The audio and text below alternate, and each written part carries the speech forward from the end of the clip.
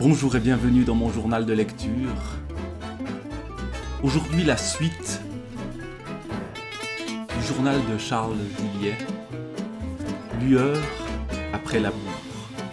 Son journal de 1968 à 1981.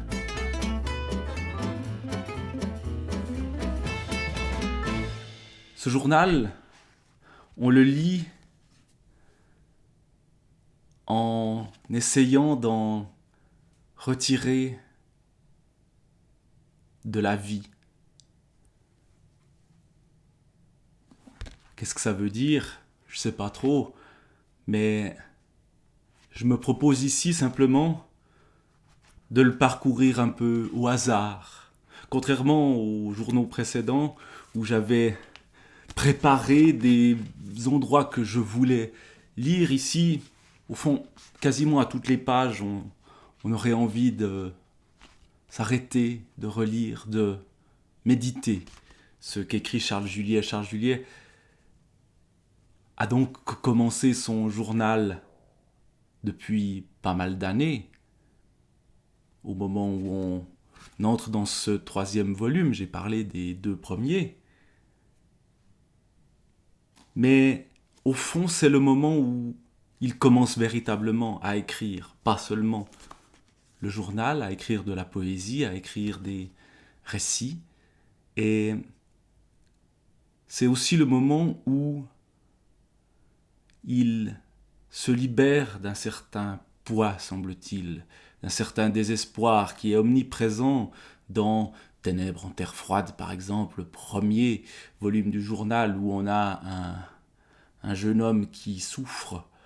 Ici, la souffrance, même si elle n'est pas éteinte, elle cède la place aux rencontres, elle cède la place à un certain apaisement, à des lueurs. Vivre pleinement, vivre selon l'amour, c'est vouloir intensifier cette jouissance que la vie exige d'éprouver. Voilà, un petit fragment. Je crois que le premier texte que publie véritablement Charles Juliet s'appelle Fragments. Et ce sont des extraits de ce journal. Il en parle justement dans ce journal. L'être qui aspire à la jouissance, s'il renonce au plaisir, c'est simplement qu'il délaisse le moins pour le plus. On trouve durant tout le journal ce genre d'aphorisme, de réflexion parfois paradoxale, parfois qui évolue au fil du journal. Journal d'un état d'âme et d'une pensée à la fois simple et très subtile. Mais ce journal, ça n'est pas qu'un recueil de pensées. L'être humain n'est que peur, peur et frustration, frustration et désir, désir et attente, attente et déception, déception et ennui, ennui et usure, délabrement. Visiblement, un moment où Charles Juliet va moins bien. Mais c'est aussi le journal de ses rencontres avec certains autres écrivains ou des peintres. 3 octobre, Lausanne. Dîner au buffet de la gare avec Georges Haldas, Jean Pache et 3 autres personnes. En début d'après-midi, nous nous rendons aux éditions Rencontres. Une porte est poussée et sur une table, une centaine d'exemplaires de Fragments, mon premier livre. Ce n'est pas la joie qui me saisit, mais la peur, l'angoisse, à nouveau. Cette tension entre joie et peur, entre jouissance et angoisse. Depuis 15 ans, je vis terré, ignoré de tous, et soudain, cette idée que des inconnus vont me lire, si restreint en soit le nombre, que des regards vont se glisser en moi, m'est insupportable. Sensation qu'on va violer mon intimité, s'emparer de ce que j'ai de plus précieux. Le soir, pour m'offrir une petite fête, Georges Aldas a eu la gentillesse d'inviter à dîner au café où il a l'habitude de travailler Mireille et Marino, ainsi que Jean Vuillemier et sa femme. Le lendemain, une tranquille journée de flânerie dans une Genève baignée par la somptueuse lumière d'automne.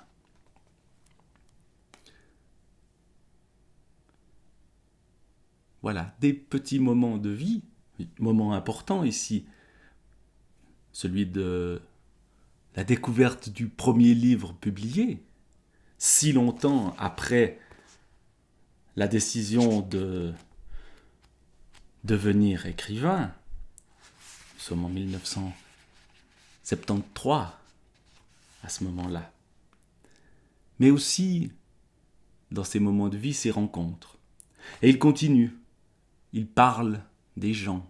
Il y a de très beaux portraits aussi dans le journal de Charles Juliet. Georges Aldas. Jamais je n'ai vu une mécanique intellectuelle fonctionner à un tel régime. Quand on le quitte après 3 heures d'entretien, on est ivre de s'être épuisé à le suivre, son étonnante rapidité d'élocution, mais qui ne serait pas telle si elle n'était servie par une pensée précise, souple, abondante, d'une remarquable cohésion, et qui s'est tant exposée à ce qui nous interroge qu'elle n'a jamais à tâtonner pour conduire les brillantes analyses auxquelles il se livre. Parfois de prodigieuses ouvertures, ou des conflagrations qui ne manquent pas de rudement vous ébranler. Je connais très peu d'écrivains, mais il est le premier avec lequel je me sens autant d'affinité. Un mot important, ce mot, affinité. Et ces rencontres et cette capacité à saisir l'essentiel d'une personne à travers sa manière de parler, son élocution, à travers son attitude, à travers quelques détails. 2-3 septembre, chez Bram van Velde, le peintre qu'il suit durant toutes ces années, sur lequel il va écrire et qu'il va rencontrer très fréquemment, la maison est vide. Nous nous trouvons tous deux dans la salle de séjour. L'après-midi s'achève. Un profond silence. Je n'ai pas revu Bram depuis 3 mois. Il est étendu et je devine qu'il ne se refusera pas à l'échange, qu'il aura même peut-être plaisir, pour une fois, non à bavarder, mais à répondre à mes questions. Pourtant nous restons un long moment sans parler, silencieux, recueillis. Mais tel est le climat d'intimité qui vient de s'instaurer, que je sens que le courant passe, que la communication s'est établie sans que nous ayons eu à parler. Puis le dialogue s'installe, ponctué de très longs silences. Et ensuite, comme à chaque fois qu'il évoque ces nombreuses rencontres avec Bram van Velde, il y a des citations de ce peintre, des sortes d'aphorismes aussi. La vie est un écrasement invisible. L'artiste est celui qui doit veiller sur son être. Il faut se laisser traverser. Voilà une phrase qu'aurait pu signer Charles Juliet lui-même. Je suis un homme sans langue. Donc la rencontre avec Bram van Velde, la rencontre avec Georges Aldas, cette importance des rencontres. Parfois seulement noter. 14 novembre, rencontre avec Beckett. L'auteur, sans doute, que Charles Juliet préfère entre tous. Et puis, il se met, vers la fin, à raconter des souvenirs. Il se met à évoquer son enfance, quelque chose qui était resté dans l'ombre, comme une sorte de traumatisme, notamment toutes ces années où il était enfant de troupe. Septembre. Je repense à ce capitaine, À cause de lui, ma dernière année à Aix fut une réelle épreuve. Il avait si bien réussi à m'empoisonner la vie qu'encore maintenant je me demande comment j'ai pu garder assez de force pour ne pas me laisser démolir, assez de sang-froid pour ne pas me révolter et provoquer ma perte. On entend les avions militaires. C'est un peu gênant, mais en même temps, ça peut faire un lien avec le contexte évoqué, celui de l'adolescence de Charles Juliet.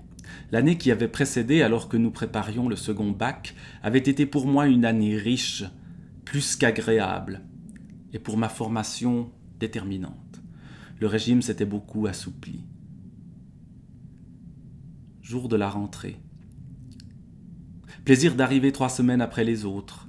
Joie à nous retrouver, à parler de nos vacances, à évoquer ce que va être notre nouvelle vie. Mais nous apprenons que le capitaine qui commande notre compagnie est un homme quelque peu frénétique et qu'il est en train de révolutionner l'école. Nous ne nous arrêtons pas à ces bruits, car nous savons que dorénavant l'essentiel de notre vie se déroulera loin d'elle. Le lendemain matin, je lis quelques bribes. Le lendemain matin, je me tiens au garde à vous dans le bureau du commandant. Je sais qu'il a de la sympathie pour moi, qu'il m'apprécie en tant que joueur de rugby. L'année dernière, à plusieurs reprises, m'apercevant loin de la cour, il m'a hélé pour que je vienne l'entretenir de notre prochain match. J'ai donc bon espoir qu'après m'avoir écouté, il désavouera le capitaine et annulera ma punition. Mais il n'en est rien. Je découvre que ce capitaine qui fait trembler les enfants de troupe est parvenu également à s'assurer une emprise sur cet homme sans grande personnalité, qui, loin de chercher à le contrecarrer, s'empresse au contraire de l'approuver dans ses méthodes et ses décisions. Je suis déçu, ulcéré, bourré de rage. Et donc, ce nouveau capitaine va l'envoyer en prison, va s'acharner contre celui qu'il considère comme un voyou, celui qui ne parvient pas à totalement modeler, car il y a une résistance intérieure chez Charles Juliet à ce monde-là, dont il va sortir, ce qui n'est pas le cas de tous les enfants de troupe. Et c'est au fond le récit de cette sortie qui nous est fait dans ce journal. Longue sortie, pour entrer dans l'écriture, pour entrer dans les rencontres qui se font petit à petit, pour entrer en lui-même aussi, en lui-même surtout. S'adresser à la souffrance avec les mots qui lui appartiennent. Être non l'oiseau, mais l'espace qui emplit son vol. Voilà les réflexions que je prends au hasard et qui sont toujours d'une très très grande richesse. Puis on a aussi dans ce livre parfois des bribes de sa poésie.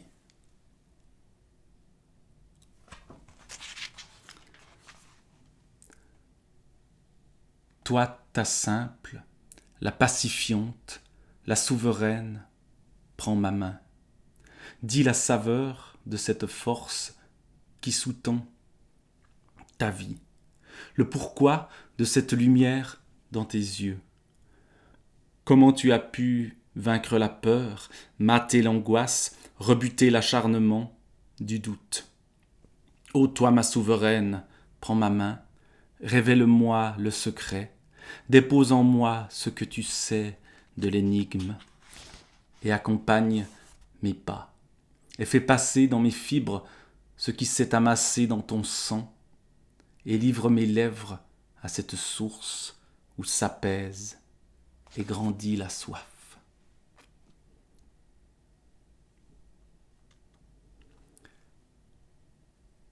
Voilà, la poésie, les rencontres, la pensée.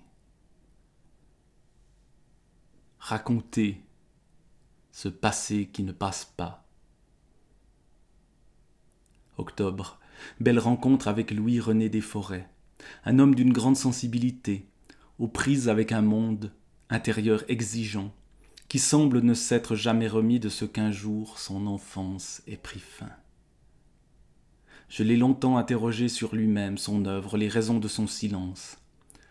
Tout enfant, la fascination de la mer. Aurait voulu naviguer, devenir un capitaine au long cours, mais ce ne fut pas possible. Puis un temps se consacra à la musique, mais là encore, il lui fallut renoncer. Il n'en est venu à l'écriture que parce que ces deux voies se sont fermées devant lui.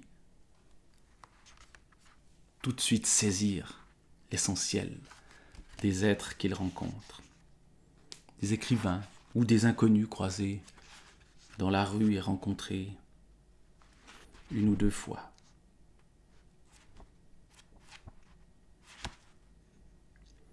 Infinie diversité des êtres, inépuisable complexité de l'être humain, et moi qui si longtemps ai cru qu'en ces domaines 2 et 2 pouvaient faire 4.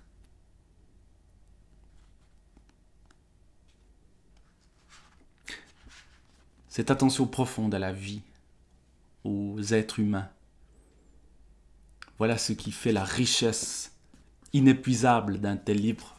Je pourrais continuer à le triturer, à en saisir des extraits comme ça, au hasard. C'est une mine. Mais ce n'est que le 3e journal. Donc je vais aller voir maintenant la suite de cette vie de Charles Juliet.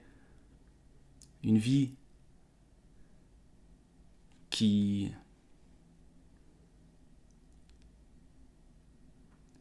en arrive bientôt sans doute à son terme.